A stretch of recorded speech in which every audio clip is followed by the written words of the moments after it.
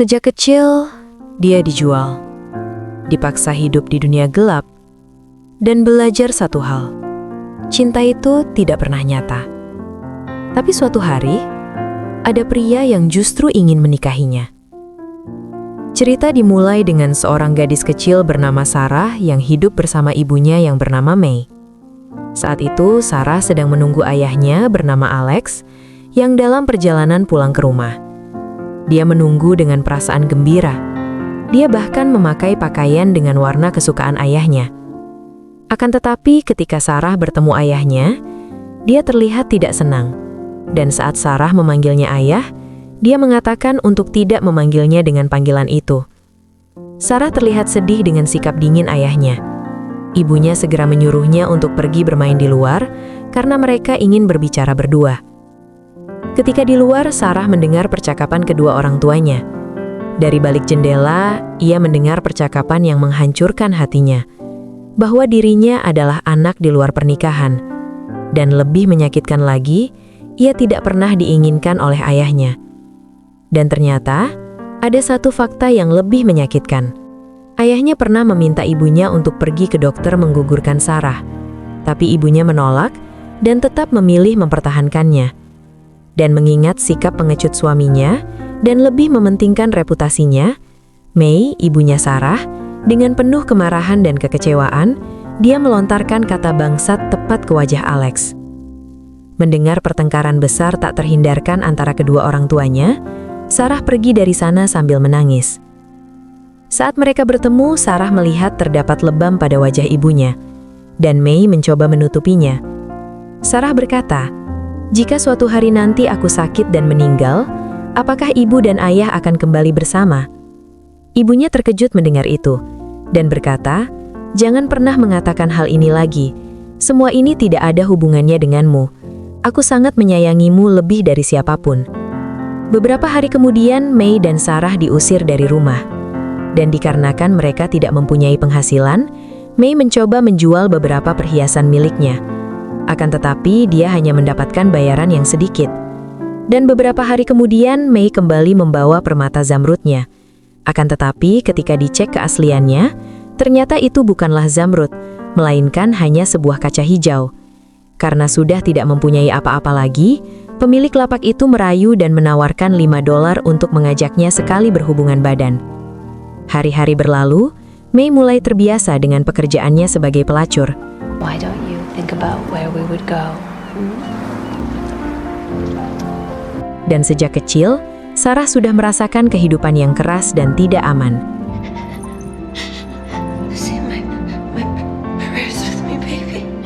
Suatu hari, ibunya sakit dan meninggal, dan Sarah ditinggalkan sendirian. Seorang pria yang dikenal ibunya kemudian menjual Sarah ke sebuah rumah pelacuran.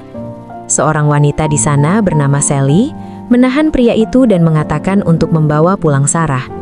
Tapi kata pria itu, ibunya telah meninggal, dan lebih baik dia berada di tempat mewah ini. Dan pergi menemui pemilik tempat itu. Saat pemilik tempat itu bertanya, "Siapa namamu?" Sarah berkata, "Kamu bisa memanggilku siapa saja." Karena pria itu ketahuan mencuri, tanpa rasa ragu Duk membunuh pria itu. Duk tak ada empati dalam dirinya. Rasa sakit orang lain bukanlah hal yang penting, selama ia mendapatkan apa yang ia inginkan. Dan tanpa rasa ragu, dia bisa menghilangkan nyawa siapapun yang menghalangi jalannya. Come here. Don't make me ask you again, little angel from home. Dari sinilah hidup Sarah berubah total. Sarah tumbuh dalam lingkungan yang penuh kekerasan dan penderitaan. Ia kemudian diberi nama baru, Angel, dan dipaksa melayani pria sejak usia muda. Pengalaman pahit itu membuat Angel tumbuh menjadi wanita yang dingin, tidak percaya pada cinta, dan hanya ingin bertahan hidup. Beberapa tahun kemudian, dia menjadi wanita cantik, dan takdir mempertemukan dia dan ayahnya kembali, bukan sebagai ayah dan anak, melainkan sebagai dua orang asing. Kemudian dia meminta Duk untuk memperkenalkannya dengan Alex. Setelah itu, Angel membawanya ke kamar, dan terjadilah hal keji itu. Ketika Alex mengetahui bahwa wanita yang bersamanya itu adalah anaknya, dia membunuh dirinya sendiri. Beberapa hari kemudian, seorang wanita pelacur di sana bernama Sally membantu Angel kabur dari tempat itu. Hal itu membuat Duke marah dan Sally berakhir dibunuh oleh Duke dan membuang mayatnya di jalanan. Angel yang kabur dengan menaiki kapal, dua wanita di kapal itu melihat para pria di sana tak berhenti memandangi mereka, karena hanya merekalah wanita di kapal itu. Wanita itu mengajak Angel untuk berbagi keuntungan dengan menjadi pelacur di kapal itu. Katanya ini lebih baik daripada mereka mengambilnya secara gratis, dan dia punya kenalan yang bisa mengurus keuangan mereka, tapi dengan potongan 10%. Dia bertanya, apakah kamu setuju? Angel menjawab, sepertinya aku tidak punya pilihan. Setelah kapal mereka tiba di pelabuhan, Angel yang berjalan sendirian tiba-tiba dipukuli oleh dua wanita sebelumnya bersamanya dan mengambil uangnya. Duchess menemukan dan membawanya ke tempatnya. Duchess adalah seorang wanita sekaligus pemilik rumah bordil terkenal di tempat itu. Beberapa tahun kemudian, Angel menjadi salah satu wanita paling terkenal di tempat itu. Banyak pria rela mengantri demi bisa bersamanya, tapi dia tidak pernah benar-benar membuka hati. Di sisi lain, ada seorang pria bernama Michael Hossa, seorang petani sederhana yang hidup dengan iman kuat. Suatu hari, Michael berdoa pada Tuhan agar mempertemukannya dengan seorang wanita, seorang yang bisa diajak berbagi. Dia memohon agar Tuhannya memberinya sebuah tanda. Dia berkata, Tuhan tahu apa yang dia butuhkan, dia percaya itu. Setelah itu, dia pergi ke kota untuk menjual buah-buahannya. Di sana dia melihat wanita cantik sedang berjalan-jalan dengan ditemani bodyguard. Dia bertanya ke temannya, dan temannya berkata kalau dia adalah Angel, gadis terbaik di kota ini. Katanya setiap Senin dan Jumat sore, dia berjalan-jalan dan semua orang keluar untuk melihatnya. Dan kata Michael, pantas saja suaminya bersenjata. Temannya yang mendengar itu mengatakan kalau dia bukan suaminya, itu adalah pengawal. Michael berkata kalau dia ingin bertemu dengannya, dan kata temannya, kamu harus mengantri. Duchess mengadakan undian setiap hari untuk melihat siapa yang bisa habiskan waktu dengannya. Michael heran dan bertanya, apakah dia seorang pelacur? Dan temannya berkata, iya. Michael melihatnya sambil berkata, kau pasti bercanda. Apakah ini pertanda dari Tuhan? Pada malam hari, pengawal Duchess bernama Magawan ingin berhubungan dengan Angel, tapi Angel menolaknya dan mengejaknya kayak seekor babi. Magawan yang marah mengangkatnya dan menenggelamkannya di bak mandi. Angel yang berteriak membuat Duchess datang dan mengatakan pada Magawan untuk menghentikan perbuatannya karena suara Angel sangat keras hingga terdengar di haula. Duchess menampar Angel karena berperilaku buruk ke pelanggannya. Duchess berkata ke Magawan untuk berbicara dengannya, dia pasti akan menerimanya dan memperingatkannya jangan sampai ada bekas di wajahnya. Setelah itu, pelanggan selanjutnya pun masuk dan dia adalah Michael. Angel bertanya kepadanya hubungan seperti apa yang dia suka, tapi Michael berkata kalau dia hanya ingin berbicara dengannya. Membuat Angel heran karena baru pertama kali ada pria yang datang bukan ingin berhubungan badan, melainkan hanya ingin berbicara dengannya. Angel mengira kalau Michael tidak ingin berhubungan badan dengannya dikarenakan dia takut dengan istrinya. Tapi kata Michael, dia belum menikah dan akan segera menikah. Angel berkata kalau begitu, datanglah ke sini dan nikmati kebebasan terakhirmu. Michael menolak dan berkata kalau dia akan menikahi Angel. Awalnya Angel tidak percaya karena sudah banyak orang yang mengatakan hal yang sama. Tapi Michael tetap membujuknya hingga waktunya telah habis dan Angel menyuruhnya untuk keluar.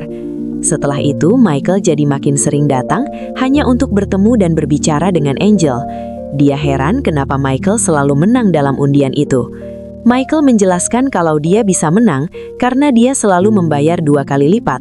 Angel bertanya mengapa dia datang membuang-buang uangnya hanya untuk ngobrol dengan Angel. Kata Michael, kalau dia sudah jatuh cinta padanya sejak pandangan pertama saat dia berjalan-jalan di kota.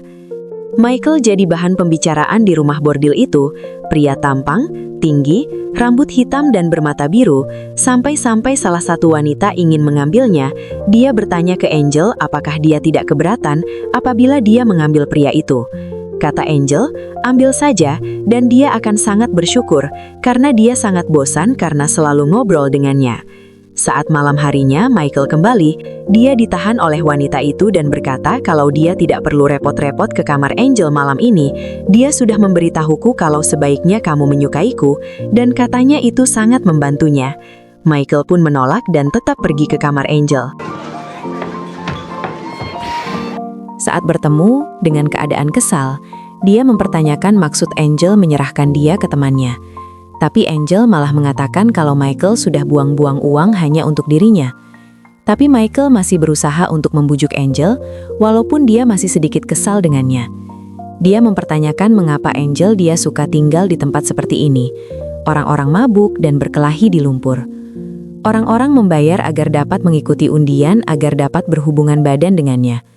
Tapi Angel malah mengatakan ke Michael dia tidak memintanya untuk peduli. Michael mengatakan, tentu saja kamu tidak meminta. Itu mungkin karena kamu sudah tidak merasakan apa-apa lagi kan? Perdebatan panas itu perlahan mereda, dan berakhir saat mereka saling berciuman. Akan tetapi ketika Angel ingin melangkah lebih jauh, Michael menahannya dan berkata kalau belum saatnya, kita harus menunggu sampai hal itu berarti bagimu. Tapi Angel berkata padanya, kamu sungguh bodoh, aku tidak punya perasaan apapun padamu. Kamu hanya seorang petani. Mendengar itu, dia sakit hati, apalagi dari seseorang yang dia sayangi. Dan Michael pergi dari sana dengan perasaan sedih. Besok temannya mengecek keadaannya karena dia tampak murung. Katanya dia merindukan ibunya, dan dia merasa pusing sejak Michael datang dan terus mendesaknya untuk menikah dengannya. Angel tidak benar-benar percaya ada pria yang ingin memilikinya. Kata temannya, meskipun Angel memutuskan ingin pergi, tetapi Duchess tidak akan membiarkannya pergi begitu saja. Kata Angel, dia dan Duchess punya kesepakatan bersama. Duchess memegang uangnya, dan dia boleh pergi saat semuanya sudah siap. Akan tetapi satu-satunya perempuan bisa pergi dari sini ketika dia sudah terlalu tua untuk bekerja atau meninggal. Mendengar itu, Angel langsung menemui Duchess. Ketika dia berkata kalau dia ingin emasnya dan ingin pergi, Duchess tidak senang mendengar itu. Dan situasi makin memanas ketika Angel melampiaskan kekesalannya ketika Duchess makan dengan makanan dengan bebas, sedangkan mereka makan oatmeal dengan susu yang dijatah. Dan dia mengatakan kalau sudah tidak ada orang yang mau berhubungan badan dengannya. Dia harus membayar Magowan untuk melakukan itu dengannya. Duchess kesal dan mencekiknya. Dia berkata kalau Angel sudah lupa kalau Duchess menyelamatkan dia di gang berlumuran darah. Dia menjadikannya seorang princess, tapi dia juga bisa mengambilnya kembali. Duchess memanggil Magowan untuk menghukumnya. Dengan senang hati Magowan melakukannya. Ketika dia ingin melakukannya, Angel tertawa dan berkata kalau Magowan mirip seperti anjing peliharaannya Duchess. Ketika dia membunyikan bel, Magowan datang sambil berlari. Dia membuat Magowan marah dan menghajarnya malam itu. I'm gonna kill you.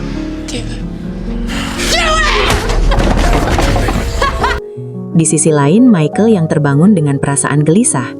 Besoknya dia kembali ke rumah bordel itu dan menemukan Angel dalam keadaan babak belur. Dia bertanya ke Duchess, siapa yang melakukan ini padanya?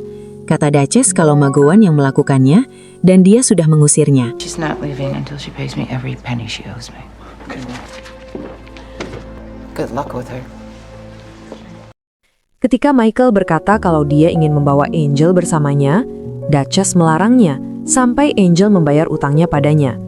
Seketika Michael memberikan uang yang banyak padanya, barulah dia membiarkan Angel pergi. Ketika dia bertanya apakah Angel bersedia menikah dengannya, Angel menjawab iya. Teman-temannya yang mendengar itu sangat gembira dan akan mencarikannya mereka pendeta. Setelah itu, Michael membawanya pulang. Ketika Angel terbangun, dia sudah berada di rumah Michael dan terdapat cincin di jarinya. Michael yang baru saja tiba memberinya baju untuk dipakai.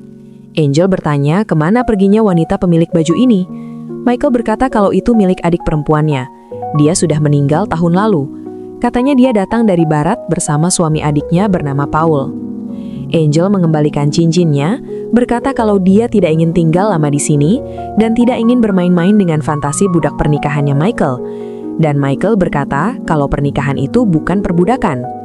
3 minggu kemudian, Angel yang sudah sehat kembali, melihat Michael yang sedang tidak berada di rumah, dia memanfaatkan kesempatan itu untuk pergi dari sana.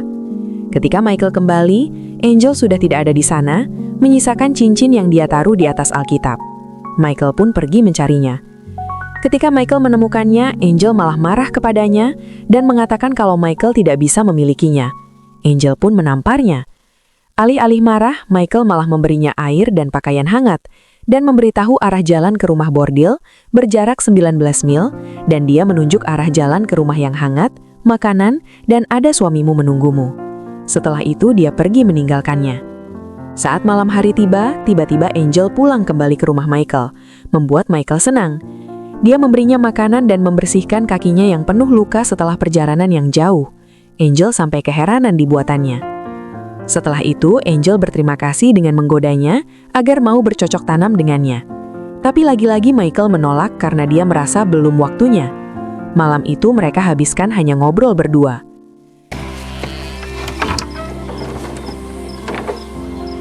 Besoknya dia menemui Michael di kebunnya dan berkata kalau aku akan tetap menjadi istrimu sampai aku membayar utangku padamu. Sambil bercanda, Michael berkata, kalau begitu aku harus menyuruhmu membajak sawah. Dengan wajah kesal, Angel pergi dari sana. Michael memperlakukan Angel dengan sangat baik. Ia tidak memaksanya, tidak menyentuhnya secara kasar, dan benar-benar mencoba mencintainya dengan tulus. Di balik kehidupan yang sederhana, mereka menemukan kebahagiaan. Hari-hari mereka dipenuhi tawa kecil, percakapan ringan, dan kebersamaan yang terasa cukup. Di sisi lain, masa lalu Angel terus menghantuinya. Ketika terbangun, Michael mengajaknya ke suatu tempat. Awalnya Angel menolak, dan akhirnya dia pergi karena tak terima dikatakan penakut oleh Michael. Saat sampai, Michael memperlihatkan pemandangan indah, dan berkata inilah kehidupan yang ditawari Michael padanya, penuh warna dan hangat. Angel yang awalnya menolak keras, karena baginya semua pria itu sama saja, hanya ingin memanfaatkan dirinya. Tapi tidak dengan Michael, dia mulai merasakan ketulusan darinya. Ia akhirnya ikut dengan Michael. Hari itu mereka bercinta layaknya suami istri. Besoknya mereka kedatangan saudara iparnya Paul. Saat dia memperkenalkannya dengan Angel, Paul terkejut karena dia mengetahui siapa Angel sebenarnya. Dia awalnya pura-pura tidak mengenalnya. Ketika Paul pergi keluar, dia mengatakan kalau ingin muntah melihatnya memakai baju istrinya. Dan mengatakan kalau Michael pantas mendapatkan yang lebih baik, bukan seorang pelacur. Paul merasa kalau Michael sudah dijebak oleh Angel. Tetapi Angel mengatakan kalau Michael datang sendiri ke tempat bordil untuk mengajaknya menikah. Akan tetapi Paul tidak percayai itu.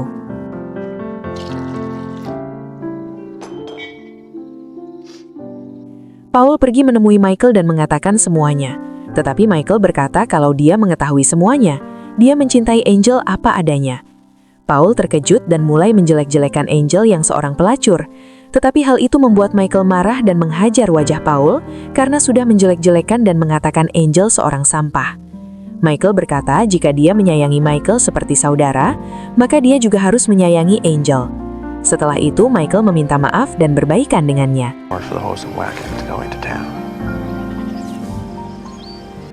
Michael mengatakan semuanya pada Angel, dan Angel berkata kalau Paul marah karena dia tidak mengingatnya.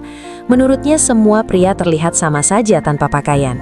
Kalau dia, Angel bukan orang seperti itu lagi. Dan Michael tidak peduli apa yang Angel lakukan sebelumnya. Dia hanya ingin membangun keluarga bersamanya dan mempunyai anak bersamanya. Tiba-tiba Angel teringat kalau dia pernah hamil dan ketahuan oleh Duke. Dia mengaborsi paksa anak Angel. Hal itu menjadi buah pikiran bagi Angel. Dia merasa kalau dia sudah tidak bisa punya bayi lagi. Jadi dia memutuskan untuk pergi dari sana dengan ikut dengan Paul untuk pergi. Paul awalnya tidak ingin membawanya, tetapi memikirkan agar Michael bisa mendapatkan wanita yang lebih baik, dia pun membawanya. Di perjalanan, Paul mengambil kesempatan itu untuk bercocok tanam dengan Angel. Dia mengatakan kalau Angel harus membayar biaya perjalanan.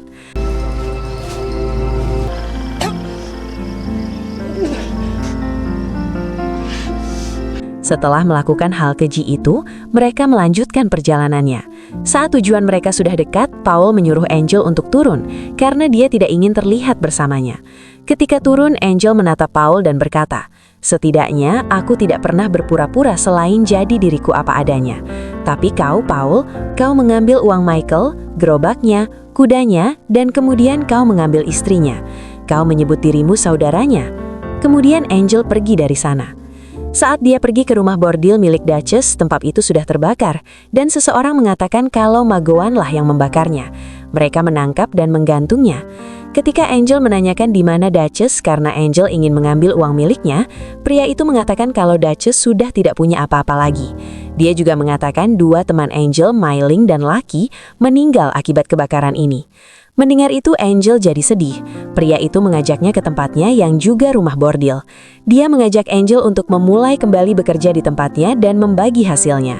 Angel pun setuju dengannya dengan pembagian 50-50. Di sisi lain, Paul yang kembali dari kota. Dia bertemu Michael dan dia sudah mengetahui kalau Paul lah yang membawanya pergi.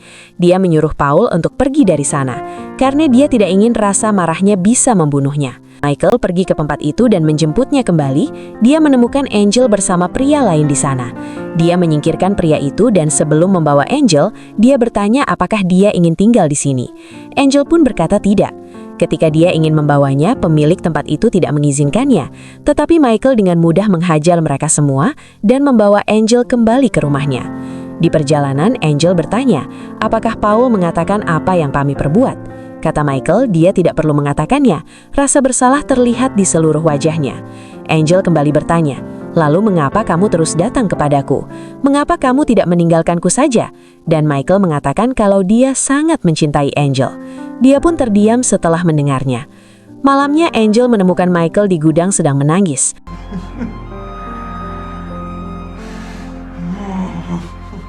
Michael mulai merasa lelah emosional. Ia mencintai Angel tapi terus ditinggalkan. Akhirnya ia menyerahkan semuanya pada Tuhan. Angel yang melihat itu jadi merasa sangat bersalah pada Michael. Besoknya dia pergi ke sungai. Dia menggosok batu-batu sungai ke tubuhnya hingga membuat kulitnya luka lecet. Kemudian Michael datang menyelimutinya dengan kain hangat. Dia merasa sangat kotor hingga tidak ingin disentuh Michael. Tetapi Michael menenangkannya dengan berkata, "Aku memaafkanmu." Dia menggendong Angel dan pergi dari sana. Ia mulai menyadari bahwa semua yang diberikan Michael adalah cinta yang selama ini tidak pernah ia rasakan. Perlahan, Angel mulai berubah. Dia mulai melakukan pekerjaannya sebagai istri. Di titik ini, Angel mulai memahami arti cinta yang sebenarnya. Bukan sekedar memiliki, tapi juga memberi dan menerima dengan tulus. Suatu ketika mereka bertemu sebuah keluarga yang sedang kesusahan karena gerobak kuda mereka rusak dan salah satu anak mereka memohon agar Angel membantunya karena ibunya sedang hamil. Jadi Michael dan Angel mengajak keluarga itu ke rumah mereka. Keluarga ini tidak punya tempat tinggal. Mereka hidup di gerobak selama setahun lebih. Still tortured by what he did. He knows how wrong he was. Michael bercerita ke Angel kalau Paul mendatanginya untuk meminta maaf padanya, karena Paul sangat tersiksa dengan apa yang telah dia lakukan. Dia mengaku sangat bersalah, tapi kata Angel itu tidak mengubah apapun. Beberapa hari kemudian, bayi dari keluarga itu lahir, dan berkat Michael dan Paul, mereka dapat membeli tanah di sana, dan mereka akan menetap. Suatu pagi, Angel melihat Michael sangat bergembira menggendong bayi itu, membuat Angel kepikiran dan mulai merasa bersalah pada Michael karena tidak bisa memberinya anak. Saat sedang menabur biji-bijian di ladang, Angel mengatakan kalau Miriam anak yang cantik. Michael dan Miriam punya banyak kesamaan, dan dia bisa memberikan lebih dari yang Angel bisa tawarkan pada Michael. Tapi Michael berkata kalau dia hanya ingin Angel, tidak ada yang lain. Angel mengatakan kalau Michael ingin anak darinya. Ketika dia memberitahu Michael kalau tidak bisa punya anak lagi, dia pernah hamil dan Dr. Duke menjamin kalau hal itu tidak akan pernah terjadi lagi. Michael terdiam sejenak dan memberitahu Angel satu hal, kalau dia sangat mencintainya. Tidak ada yang bisa mengubah itu, dan katanya tidak ada yang tidak mungkin jika Tuhan sudah berkehendak. Saat selesai bekerja, Michael terkejut melihat seisi rumah sangat rapi dan banyak bunga, seakan-akan sedang merayakan sesuatu. Setelah selesai makan, Angel membawa Michael ke puncak bukit, tempat dulu saat pertama kali Michael membawa Angel melihat matahari terbit. Tapi kali ini Angel membawanya untuk melihat matahari terbenam. Angel juga mengatakan kalau dia juga sangat mencintai Michael. Mereka pun bercinta di bukit itu, yang ternyata itu adalah salam perpisahan dari Angel. Besoknya dia menulis surat dan dibungkus dengan cincin pernikahannya dengan Michael. Dia memberi surat itu pada Miriam. Miriam membaca surat itu, yang ternyata dia menyuruh Miriam untuk menikahi Michael karena Michael berhak mendapat yang lebih baik. Ketika dia memberikan surat itu pada Michael dan menyuruhnya untuk mengejarnya, Michael mulai merasa lelah secara emosional. Dia mencintai Angel, tapi terus ditinggalkan. Akhirnya ia mulai belajar untuk melepaskan dan menyerahkan semuanya pada Tuhan. Di sisi lain, Angel yang pergi ke San Francisco saat sedang makan, dia merasa makanan itu kurang enak. Jadi dia memberitahu pemilik tempat itu kalau dia bisa memasak lebih enak dari ini dan akan membuat tempat ini menjadi ramai pelanggan. Dikarenakan juru masaknya yang selalu menambang emas, jadi dia menerima Angel sebagai juru masak yang baru. Dia bisa mengambil alih kamar koki yang sebelumnya. Angel terdiam mengingat kejadian masa lalunya, tetapi pemilik itu meyakinkan pada Angel kalau pintu itu ada kuncinya. Beberapa hari dia bekerja di sana, tempat makan itu menjadi ramai. Tapi masalah baru muncul. Colin, bodyguard Duke, melihat Angel dan melaporkannya pada Duke. Yang terjadi setelah itu, tempat itu mengalami kebakaran, dan pelakunya adalah Duke. Ketika dia menemui Angel dan ingin membawanya, Angel terkejut. Dia mengancam akan berteriak meminta tolong, tapi Duke mengancam balik jika dia berteriak, dia akan membunuh pemilik rumah makan itu. Di situ, Angel tidak punya pilihan lain selain mengikutinya.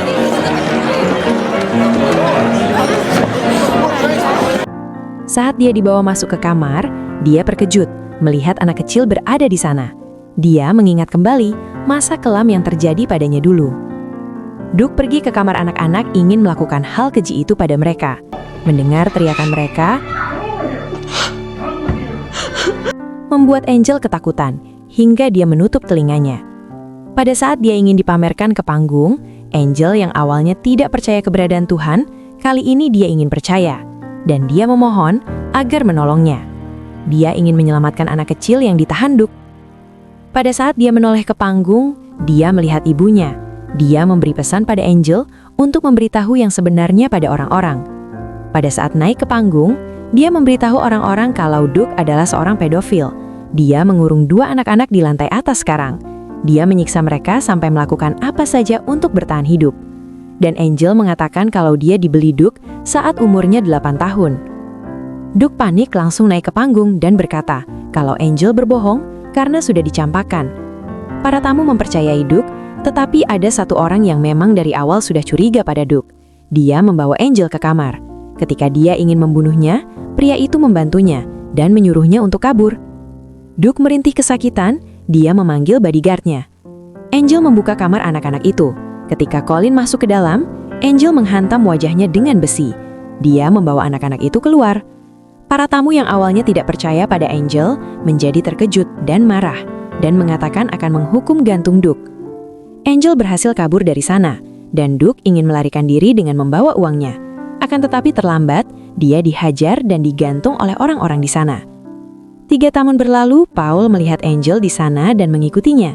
Angel pergi ke House of Magdalena, sekolah sekaligus rumah perlindungan bagi wanita, khususnya bagi perempuan yang ingin keluar dari kehidupan kelam seperti prostitusi.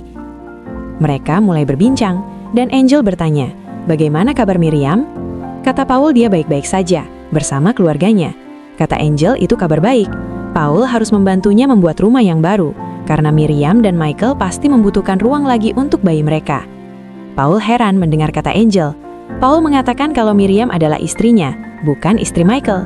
Angel terkejut, dan katanya hingga detik ini, Michael masih menunggunya untuk pulang kembali bersamanya. Paul membujuk Angel untuk ikut dengannya, tetapi dia menolak. Dia mengatakan kalau Michael bisa mendapatkan yang lebih baik dari dia. Dan saat itu juga, Paul menyadari kalau dia sudah salah menilai Angel. Dia meminta maaf sedalam-dalamnya padanya, dan Angel juga sudah memaafkannya. Sekali lagi dia mengajak Angel untuk pulang bersamanya, dan Michael sangat menderita saat dia pergi meninggalkannya. Dia memberikan Angel alamat dan jam keberangkatannya. Dia memohon agar Angel bisa ikut, karena Michael sangat mencintainya. Dia menunggunya, tetapi tidak kunjung datang, jadi dia pergi sendirian, dan menemui istrinya yang sedang hamil. Di sisi lain, Michael yang sedang membajak sawah, dia berbalik dan melihat Angel berdiri di sana. Akhirnya, Angel memutuskan untuk kembali menemui Michael. Kali ini bukan karena terpaksa, tapi karena dia benar-benar ingin bersamanya. Dia memberitahu kalau sebenarnya nama aslinya adalah Sarah, bukan Angel, dan meminta maaf pada Michael atas semua penderitaan yang dia berikan padanya. Michael yang melihat perubahan itu, akhirnya menerima Angel kembali. Keduanya memulai hidup baru bukan lagi sebagai orang yang saling menyakiti, tapi sebagai pasangan yang saling mencintai dan memahami. Di akhir film, kita diperlihatkan kalau Angel sudah hamil anak kedua mereka. Angel percaya dia tidak bisa hamil karena apa yang dikatakan Duke dan dokternya, tapi tidak benar-benar membuatnya mandul secara permanen. dan disitulah perjalanan mereka berakhir. Sebuah kisah tentang luka, harapan, dan cinta yang perlahan menyembuhkan. Film Redeeming Love mengajarkan kita bahwa seburuk apapun masa lalu seseorang, selalu ada kesempatan untuk berubah dan menemukan kebahagiaan yang baru. Kalau kamu suka alur cerita seperti ini, tulis juga di kolom komentar. Film apa lagi yang mau kamu bahas selanjutnya? Jangan lupa dukung channel ini dengan cara subscribe, karena masih banyak cerita menarik lainnya yang akan aku bahas. Terima kasih sudah menonton sampai akhir, dan sampai jumpa di cerita berikutnya.